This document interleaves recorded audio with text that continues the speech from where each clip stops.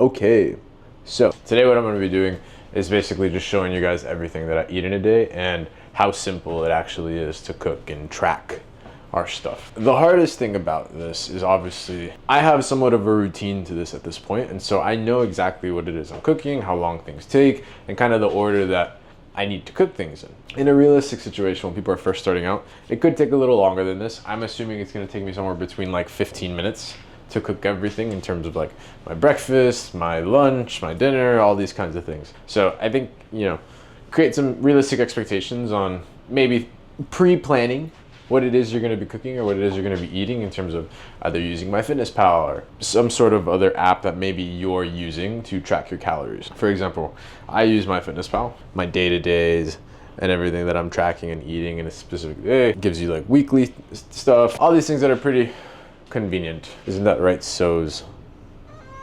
Oh, I'm sorry, baby. He didn't like that.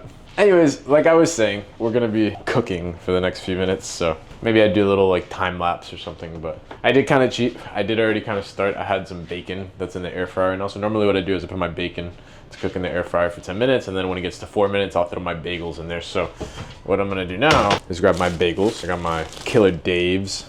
Another thing that I'm actively using at grocery stores whenever I'm buying stuff is an app called the Yuka app. It's a pretty good tool for looking up foods that are there and any sort of additive information that are on it, or if there's anything crazy that, maybe I don't understand as much within like the nutrition or the ingredients, right? Because if I look at these ingredients, yeah, I understand some of it, but there could be some other things where I don't understand, And so what I do is I'll get this app called the Yuka app and I scan the barcode, and it gives me this kind of grade almost for it, right? So we can kind of see here, no additives, organic, protein, blah, blah, blah, whatever. I'm mainly looking at the additives on this, and then it gives you like a pretty cool little grade that'll just say like, oh, like this is good to eat. There's gonna be some other stuff that takes some intuitive thinking. For example, if I'm gonna eat something with a little bit of sugar in it, but sugar is a valuable source of energy, it could automatically put it as like a bad grade just because it's has sugar in it. But then you look at everything else and everything's great. And so some intuitive thinking that comes with it. So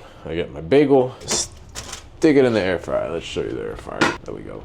Y'all see that? I got my bacon in there, and then I got my bagels now. So I'll throw that in there. It'll keep going. It's at 350 for, again, I started at 10 minutes. And now it goes for the rest of the 4 minutes cooking. The next thing I normally will start to do, well, I guess at the beginning I'd probably do, is get my pot, fill it with hot water. And that's how we're gonna cook our pasta for the day. Normally I have 3 servings of pasta, which comes out to 600 calories. This is pretty much my main source of carbs throughout the day. It comes out to a big meal at the end, so I'll normally split it up into I'll split it up into like 2 or 3, even 3 meals. Very rarely I'll eat it all in one go, but for example, like yesterday, I didn't have a chance to be home or eat all day. So I had a lot of calories saved up after training, and I ate it all in that one go. So again, just filling this up. It's already hot, so hopefully it boils up pretty quick. I'll start to heat up my other 2 pans. I use stainless steel, so there's some other things I need to take into account, like the oil and all these kinds of things that I use to make the pan, stick free. Per the sauce that I make, I get some of these sauces from Publix. Whatever's buy one get one is typically what I get. This one also had a pretty good Yuka rating, so I got that.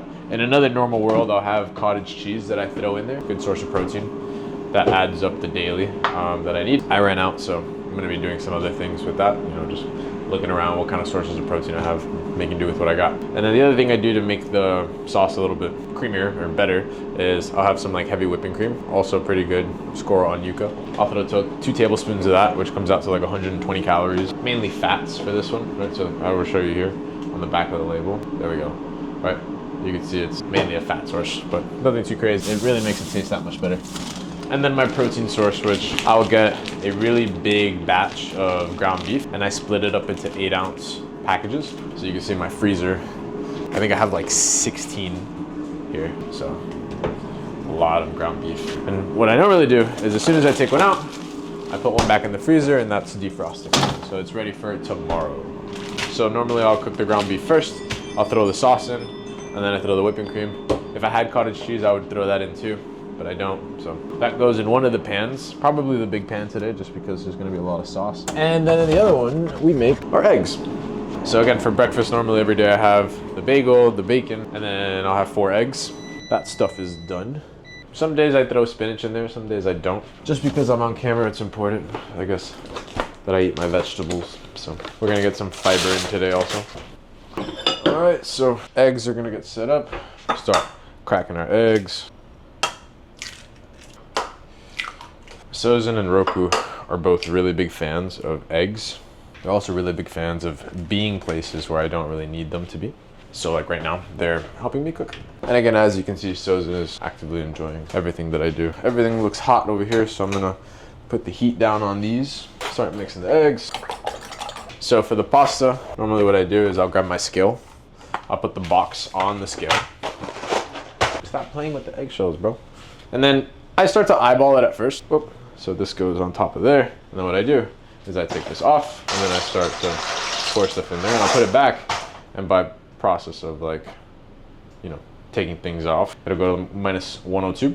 I'm looking for a minus 168 because that's 3 servings, right? 1 serving of this is about 56 grams. And so that's what we're going for. Just that times 3.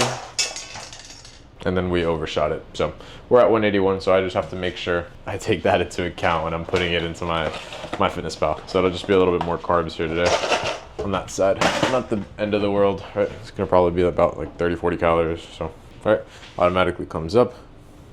I would grab here and I just put 182. So it'd be 650. So it's an extra 50 calories of carbs. Not end of the world again. So again, what I'm gonna do now is start to cook the ground beef. So I'll grab this, I'll grab my thing. So I'll get my half tablespoon, which is about 60 calories of fat. Up there. Here. And we start to go to town. Again, the eggs cook quick, so we'll just be patient on those. And again, this is 8 ounces of 93% ground beef. I'll let that kind of sit there. And again, shells are cooking, eggs are ready to go. So like I said, we'll do the same thing. I'll take just a little bit so that I can cook the spinach first. We can be very generous with our spinach. Not a stems guy. I guess the one thing that you get good at while doing this is the ability to multitask, because I have 3 things cooking at the same time. So just being mindful of stuff, you know. I'm sure there's people that are much cleaner at doing things than I am, so do as you please. Purpose of this is just to show you how easy it is to set up your daily intake and just have your food ready for the day. We go right here, pop this into the eggs, put that back there, and there we go. If you have it in your macros, you could also probably throw like cheese and stuff on this. You could also cook with butter or whatever kind of fat you want to use. I just use olive oil because it's easier. I think I have some butter in there that would probably make it taste a lot better, but whatever. Ground beef is pretty much done. This is gonna start mixing. You'll see at the end of this how much food it actually is. Be like, wow, you're actually cutting right now? And I'll tell you, yeah, I am. Some people probably have a really bad association to like tracking food and then they start to idolize it. It happens, I guess. You know, when I first started to track, it was a little bit more, I guess the word is OD doing it, right? Had a really bad relationship with food and you know what it is I was putting into my body, and you start to understand that food is just energy at the end of the day. It's hard to associate it with that, but I think athletes or people in general that are involved in any sort of exercise do a little bit of a better job doing that because they understand how these kind of adaptations occur and that we actually need food. Ooh, don't let your ground beef burn. So the next thing I do is I'll just plate the eggs and let that cool off. I wonder where my cats are. Who knows what they're doing? They're probably plotting to take over the world. Now we get our sauce. Same thing goes on the scale, right? This is 125 grams a serving, so I'll just get a spoon and I'll just plop it down. And then it goes right back on. And you can take your little spoon. Next thing we do is the cream. So I'll get my tablespoon and we just go to town. So I go 1 and then 2 tablespoons. MyFitnessPal is pretty cool. It lets you track volumes and masses in a number of different ways. Roku just cried, really weird. Normally I have extra tuna, but not today. So, like I said, I'm missing a lot of stuff. And again, breakfast is already done. We can already start plating that. Come on now. Oh yeah, bacon. Sozin's down here just begging me for food. Pasta is ready. For the pasta, we just go here. This is very convenient. And we just strain. All right, this can hang out here. And then what I do is I grab my biggest Tupperware. If you're a glass freak, get your glass Tupperware. And then you do this. When I'm splitting this up into my 2 or 3 meals, it's important that you don't need to be so specific into like making sure it's like 50-50 or exactly half of the pasta or exactly half of the protein. And then it comes out like that. Voila. That's about 1,000 calories or something there. There's another about 1,000 calories. So breakfast, lunch, dinner, and then I have some room for some snacks. So that's pretty much it for the cooking. The recording time here says 22 minutes. Sorry, I spent a little bit longer talking, but you guys can see that if you've got the 15-20 minutes, you can make your food for the day, so long as you have all your stuff. And if you do have all your stuff, it'll be much easier to make your food. Long story short, you can do anything you put your mind to. All right, people, well, that's it. I'm gonna eat my breakfast now, and we're gonna go train. Peace. Cool. Susan. Good boys.